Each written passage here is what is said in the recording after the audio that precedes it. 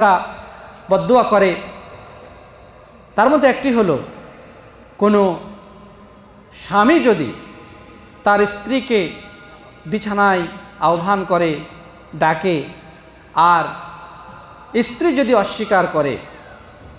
অস্বীকার করে, তবে ওই স্ত্রীর প্রতি ফেরেশতা মণ্ডলী লানত করতে থাকেন, আল্লাহর পক্ষ থেকে লানত বর্ষিত হতে থাকেন, যতক্ষণ পর্যন্ত সে তার স্বামীর কাছে না যাবে এবং স্বামীকে সন্তুষ্ট না করবে। কেন? প্রিয় বন্ধুগণ, আমরা এই কথা জানি, এই পৃথিবীটা পরিচালিত হচ্ছে, এই যে অগণিত বনি আদম পৃথিবীর বুকে আছেন, এই স্বামী স্ত্রীর মাধ্যমেই আল্লাহ রাব্বুল আলামিন এই পৃথিবীটাকে আবাদ রেখেছেন।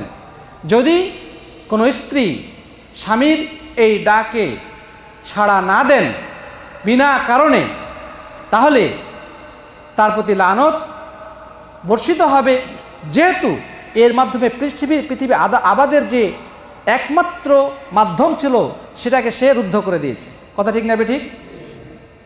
এর দ্বারা পৃথিবী আবাদের এই একমাত্র উপায় এবং পথকে যেহেতু সে বন্ধ করে দিয়েছেন, এই কারণে তার প্রতি লানত হতে থাকবে যতক্ষণ পর্যন্ত সে স্বামীর কাছে না যাবে এবং তাকে সন্তুষ্ট করতে না পারবে, সন্তুষ্ট না করবে। প্রিয়